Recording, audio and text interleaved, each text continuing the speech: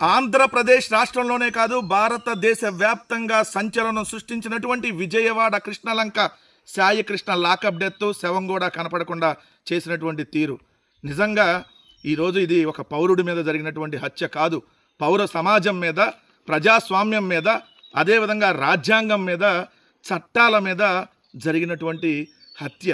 డైరెక్ట్గా ఒక ప్రభుత్వం ఇన్వాల్వ్మెంట్ అయ్యి ప్రభుత్వం పోలీసులను అడ్డం పెట్టుకొని ముఖ్యమంత్రి చంద్రబాబు నాయుడు ఇంటికి 7 కిలోమీటర్ల దూరంలో ఉన్నటువంటి కృష్ణలంక పోలీస్ స్టేషన్లో అత్యంత క్రూరంగా హింసించి ఒక కాపు సామాజిక వర్గానికి సంబంధించినటువంటి 23 ఏళ్ల యువకుడిని ఏదైతే క్రూరంగా హింసించి చంపేసి డెడ్ బాడీ కూడా మాయం చేసినటువంటి సంఘటనలో లేటెస్ట్ అప్డేట్స్ చూస్తూ ఉంటే కమిషనర్, విజయవాడ పోలీస్ కమిషనర్గా ఉన్నటువంటి రాజశేఖర్ బాబు సీరియస్ అయ్యాడంట.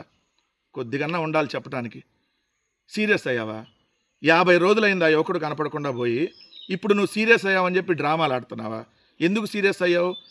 ఎవరైతే 2 హెడ్ కానిస్టేబుల్లను ఇంకో కానిస్టేబుల్ని మనం సరెండర్ అమ్మన్నాం కదా, వాళ్ళు పారిపోయారని చెప్పి సీరియస్ అయ్యావా? ఇక్కడ చూడండి, కృష్ణలంక పోలీస్ స్టేషన్ అనేది ప్రభుత్వానికి సంబంధించినటువంటి పోలీస్ స్టేషన్. దీంట్లో ప్రైవేటు వ్యక్తుల పాత్ర ఎందుకు ఉంది? అక్కడ ఒక ప్రైవేటు వ్యక్తి, ఎవరు ఆ ప్రైవేటు వ్యక్తిగా ఉన్నటువంటి సురేష్, ఇతనంట అక్కడ రౌడీ షీటర్లకు కౌన్సిలింగ్ ఇస్తాడంట, నిందితులను విచారిస్తాడంట, అక్కడే సెటిల్మెంట్లు చేస్తాడంట, స్టేషన్కి వచ్చినటువంటి కేసులన్నింటినీ సెటిల్ చేస్తూ ఉంటాడంట ఈ ప్రైవేటు వ్యక్తి సురేష్. ఎవరు ఇతను ప్రైవేటు వ్యక్తి సురేష్?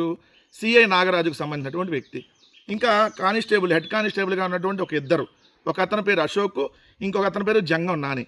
వీళ్ళు ఏదైతే కృష్ణలంక పోలీస్ స్టేషన్ పరిధిలో బార్లు, మద్యం దుకాణాలు, లాడ్జీలు, హోటల్స్, ఇతరత్ర కార్యకలాపాలకు సంబంధించినటువంటి వ్యవహారాలనేమో హెడ్ కానిస్టేబుల్ అశోక్ చూస్తాడంట. స్టేషన్ పరిధిలోని రౌడీ సీటర్లు పాత నేరస్తులతో సఖ్యతగా ఉండటం, బెదిరింపులకు పాల్పడటం, నేరస్తులను స్టేషన్కి తీసుకొని రావటం, ఇలాంటివి హెడ్ కానిస్టేబుల్ నాని చూస్తాడంట. ఇది అసలు ప్రైవేటు స్టేషనా, పబ్లిక్కి సంబంధించినటువంటి పోలీస్ స్టేషనా? సెటిల్మెంట్లు, రౌడీలు, దందాలు అవన్నీ మీరు ఒక 2-3 వ్యక్తులను పెట్టుకొని సెటిల్ చేస్తా కూర్చుంటే ఇంక ఈ ప్రజాస్వామ్యం ఎక్కడుంది? అది కూడా మరి డాష్ బోర్డులో చూస్తే కనపడలేదు చంద్రబాబు నాయుడు గారికి. ఆయన ఇంటికి ఎగ్జాక్ట్గా 7 కిలోమీటర్ల దూరంలో ఇది జరిగింది. రెండో అంశం చూస్తే 32 TBC అంటే 32 టెరాబైట్స్ సీసీ ఫుటేజ్ని లేపేశారంట. 32 టెరాబైట్స్.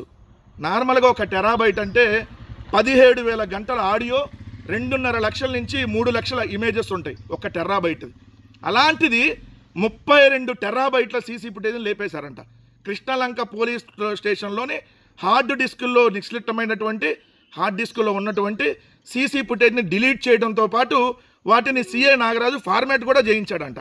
ఆ పోలీస్ స్టేషన్ పరిధిలో ఏడాది దృశ్యాలు, మళ్ళీ నోట్ దిస్ పాయింట్, సంవత్సరం పాటు ఉన్నటువంటి సీసీ ఫుటేజ్ని మాయం చేశారు. నెల రోజులు కాదు, సంవత్సరం పాటు 4 హార్డ్ డిస్కుల్లో రికార్డ్ అయింది. ఒక్కొక్క హార్డ్ డిస్కులో 8 TB అంటే 8 టెరాబైట్లు ఏదైతే పడుతుంది, అలాంటి 4 × 8 32 టెరాబైట్ల సీసీ ఫుటేజ్ డేటాని డిలీట్ చేసి ఫార్మాట్ కూడా చేయించాడంట ప్రైవేట్ టెక్నీషియన్ తీసుకొని వచ్చి, ఎవరైతే ఈ నాగరాజు. మరి ఇవన్నీ ఉన్నతాధికారులకు తెలియకుండానే జరిగిపోయినాయా? ఇక్కడ నేను విచారం చేస్తా ఉంటే సాయికృష్ణని మార్కాపురంలో ఉన్నట్టుగా ట్రాక్ చేసి ఒక రిక్వెస్ట్ లెటర్ పెట్టాడు నాగరాజు. అందుకని చెప్పి మేము టాస్క్ ఫోర్స్ ఎస్ఐ నవీన్తో పాటు కానిస్టేబుల్ కృష్ణ, అలానే కృష్ణలంకలో ఉన్నటువంటి రౌడీ షీటర్ల బాధ్యత చూసేటటువంటి బాబురావుని మార్కాపురంకి పంపామని చెప్పి additional deputy commissioner police Koyan Lalitha Kumar గారు చెప్పారు.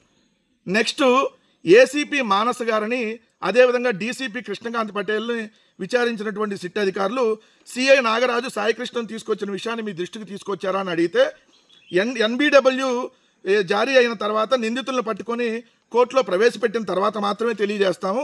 సో సాయికృష్ణ విషయంలో మాత్రం ఏ విషయం తెలియజేయలేదని వివరించారంట. మరి సాయికృష్ణ విషయంలో ఏ విషయం తెలియజేయకపోతే మరి టాస్క్ ఫోర్స్ ఆధ్వర్యంలోనే కదా సాయికృష్ణ తీసుకొని వచ్చింది, మరి కోర్టులో ప్రొడ్యూస్ చేశాడా లేదా? మీరు ఎందుకు అడగలా? ఏసీపీ అదే డిప్యూటీ ఏసీపీ అడగలా, ఏసీపీ అడగలా, సిపి అడగలా.